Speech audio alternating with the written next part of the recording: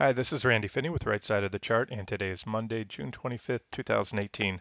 Let's take a look at the markets as we kick off the week here. So far, we're down pretty good in the first half hour of trading. We gapped down today in QQQ, and that only further affirms last week's sell signals. Last week's sell signals were pretty good on their own, and as I said, the more you see when you get those red follow-up candles to the bearish engulfing candles that we had last week, the trend line breaks, everything else. Again, nothing is 100% in trading, but sell signals don't get as good as this. This is the best. These are the best sell signals we've had since earlier this year, when the markets broke trend with the same sell signals, the bearish divergences, the PPO bearish PPO crossovers, extreme bullishness, everything else that we have now. So here it is. This is a 60-minute chart, and I just wanted to make mention on the 60-minute time frame, that this is the area I've been watching. We've been consolidating now for really since early June here, pretty much all month right here in this area. That's where most of the price actions occurred. We had this support there at 174.14. That was also my first target, which was hit back here. But now we've taken that out impulsively with a gap down. So now this becomes resistance, 174.14 right now. I wouldn't look for a kickback rally at this point. In my opinion, that the sell signals are so blatant and so clear at this point, and there's what we're seeing is an unwinding of that FANG trade. I and others have warned about it, and that's what makes these kind of sell-offs in the Nasdaq when those FANG stocks finally break. And I refer to the top five components of the S&P, or I'm sorry, the Nasdaq 100: Apple, Amazon, Alphabet, Microsoft, and Facebook. You can throw Netflix in there too. I know that's the FANG, the N, and a lot of people call it the FANG, but I call it FAAMG. Again, Netflix is getting there, but it's grown in market cap. Back a year or two ago was much farther down the list as far as market cap. But either way, I digress. Doesn't matter. These are the leading companies, and this is the relevance here is we're seeing an unwinding. We've seen persistent underperformance of these stocks in the last couple of weeks or so, and they've led the market up, not just recently, but for years. They led it up on this advance after the first. Let's take a look at the daily chart. After that, these first two corrections that we had earlier this year, it was the Qs that went to new high, and it was those five FANG stocks that did it, versus the SPY, which has still never made new highs. SPY simply back tested the trend line. So again, everything. I don't want to go too much into the index charts because I've covered these in detail recently. So let's just again also focus on the Qs because that's really what's lifted the U.S. markets to a very large extent. All these tech stocks, these uber cap weighted, mega cap stocks. And there it is, QQQ. There's the bearish engulfing candle last Thursday. There's the follow-up red candle and then an impulsive candle. Again, it doesn't get much better than that. Nothing's 100% as I say, but this is about as good as it gets. So if you shorted last week or even shorted down today because we had that additional confirmation, I still think there's plenty of downside. And again, go back to that 60-minute chart. Normally don't give price targets.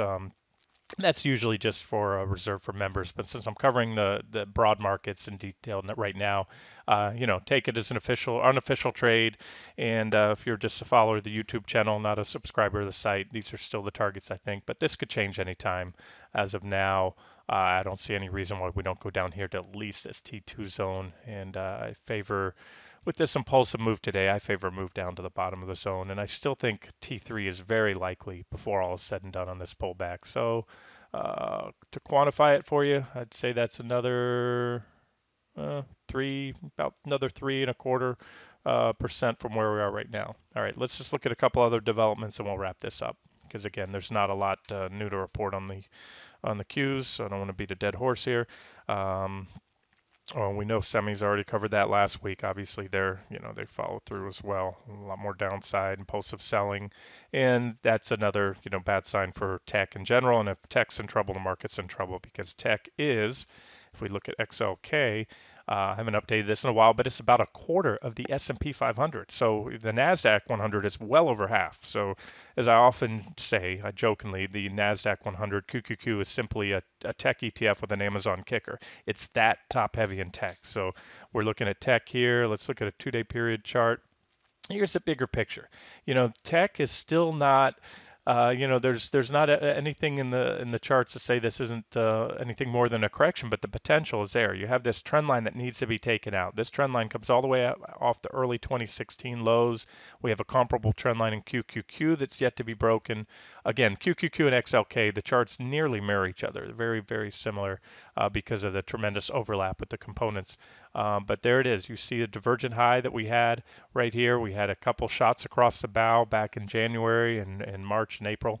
And now this is just simply an extension of those same divergences. And that sets the stage for a breakdown of this primary uptrend line. Again, that trend line goes back, 2.5 years. It's a very significant trend line.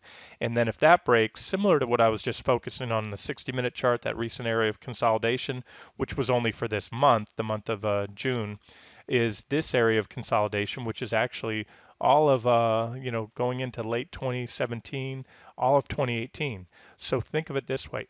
Excuse me. You move out to a 60-minute chart, to a daily chart, the the implications of this trading range breaking down and this trend line is much larger. So that's why the 60-minute chart is kind of our guide for the near term. And I showed you my near term targets based on that 60-minute chart. But if that plays out, then this starts to play out first with a breakdown, the primary trend line, then a move down here. We'll probably get a reaction 63.21, and then maybe or maybe not a back test, but there's a lot of thin air in this market. And again, we're, in an aging bull. So who knows? Maybe just a correction before another thrust to new highs, maybe not. It's hard to say at this point. But I'm completely open to both possibilities. And here's that QQQ on it's a 2-day daily chart, meaning this chart goes back 4 years, but it shows every candlestick is 2 days of trading action instead of one. And there it is. I mean, just a big divergent high, just like XLK. And this is a primary trend line to watch. So we're still well above trend. Chances are we'd get a reaction on the next tag of that trend line, but we'll see. And that trend line lies about. So if we're looking at that, and this is a little bit bigger picture stuff, now we're talking about, and I put a little slope on there. In other words, we're not going to get down there in one day. So if we got down there relatively quickly, and that's my expectation. I mentioned it recently that I think when we finally get this sell signal, this the selling underway here, break those supports, it would start to become impulsive, and it has. We're down. You can see on the upper right corner, 1.5% on the Qs. That's one of the bigger down days we've had in a while, but I still see about another 6% downside till we get to this trend line. So that kind of gives you an idea. If you're swing trading, if you're in like SQQ, the 3 times short, you're talking about 18, maybe even 20% because those leveraged ETFs, if you get an impulsive move in one direction, they actually can do more than 3 times their the underlying index. So let's move on and just wrap up with a couple other things that I'm noting here. One of those is, I'll tell you what really stands out to me is transportations. It has for a while. Transpos are dancing on this trend line. Let's see, I didn't have it drawn on this chart. There it is. Okay, these were divergent lows. Busy chart. Forgive me for all these lines here, but here's the most salient feature right here that stands out to me is this trend line comes off the mid 2016 lows. Very well defined trend line. The transpos are in trouble. The economy is in trouble, and I think it is.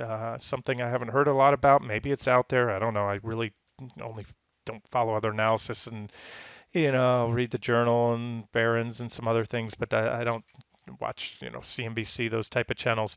But what I'm watching is and it's concerning to me is Federal Express and UPS.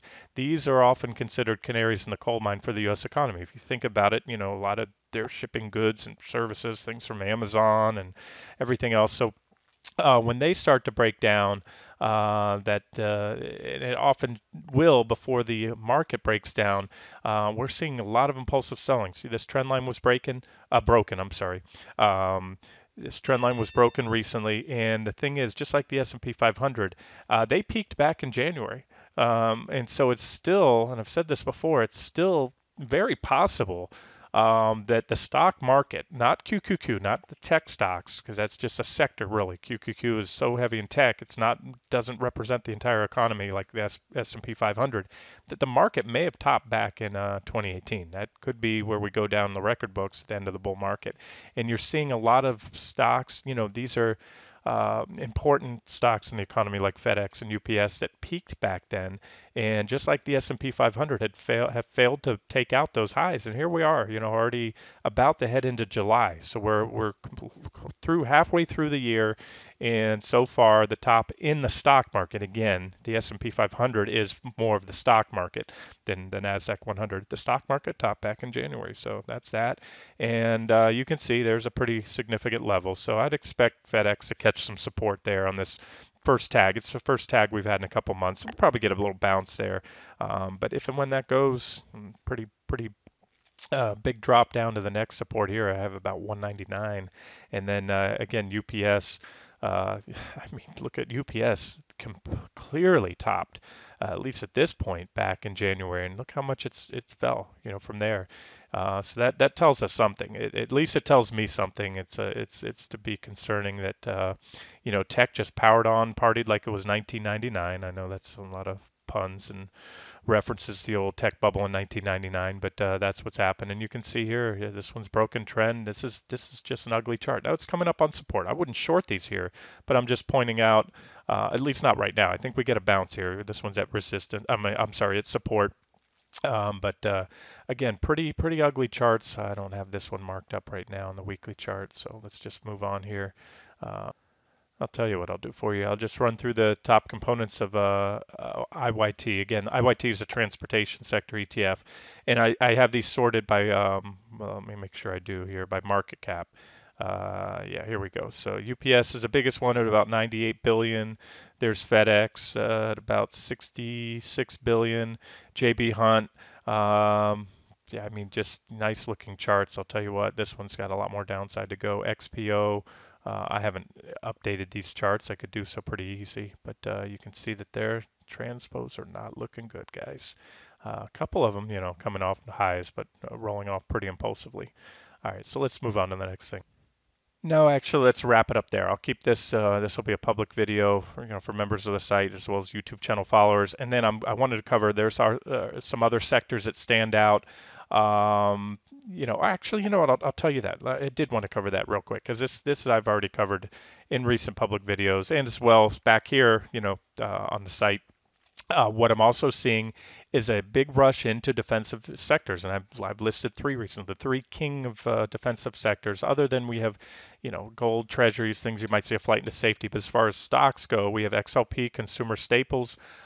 Pointed that out, breaking out here. We had this former support level. There's a little false breakdown there. Took it out. We regained it. Took out the trend line, and that's where money's been going into. Utilities as well. These are the king of the defensive stocks. Look at this. Look at what's happened recently as money's flowing out of tech. They're moving into defensive sectors. So, is it typical sector rotation? Maybe, but it's also, take it for what it's worth. Tech companies are high growth. If the economy's booming along, that's where you want to be in high growth companies.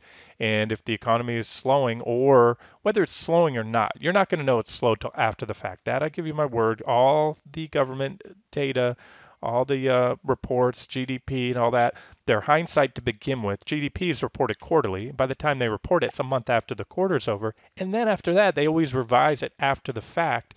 And, when you start heading into a recession, that those are downward revisions that come after the fact. So like I always say, trying to navigate the stock market by going off the reports that the government releases, the economic data, is like trying to drive and looking in the rearview mirror. So that's where I, watch the charts will tell you what's going on. This is where the smart money is putting their money. They see what's happening in institutions and whatnot. So that's XLU. And the other one, of course, was the REITs, IYR, doing very well. REITs, the majority of REITs, like apartment REITs, hospital REITs, those are also considered very defensive issues. So that's what you have going on here is a pretty big rotation into defensive sectors in recent months, and we're starting to see money impulsively moving out of tech and those FANG stocks. So that's that. And like I said, I think we're just in the early stages of that rotation, not in the latter stages. So now, would I chase these defensive stocks here? You can see I have resistance at IYR and XLP. There might be some more upside. A little bit more upside left there. And again, I'm a big fan on these, especially because there's so much diversity within XLP, for example. Utilities, a lot of their business models are the same, although there are different types of utilities. But when you come to consumer staples, there's a huge diversity within the different business models of these companies. And therefore, my preference is to pick the individual stocks that have the most bullish setups and even short those with the most bearish setups, because you can have a big dichotomy between the winners and losers in this sector.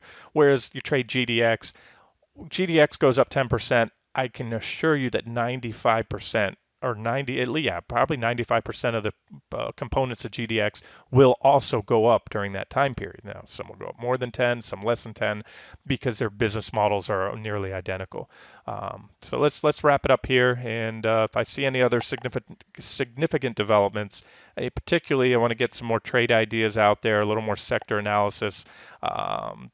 For those members of the site, so we can focus on the key is, and I think in 2018, and I've made this in videos before, is tactical asset allocation. So we have to be diversified, number one, whether you're investing or trading, but also in the right asset classes. It's a little bit in bonds, a little bit in gold, commodities too. In fact, I plan to do another video on commodities and probably get that out there today, because I'm seeing some interesting developments there, particularly in some of the ag commodities.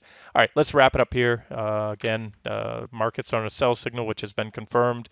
And if anything changes, I'll let you guys know. This has been Randy Finney with Right Side of the Chart. Have a great day.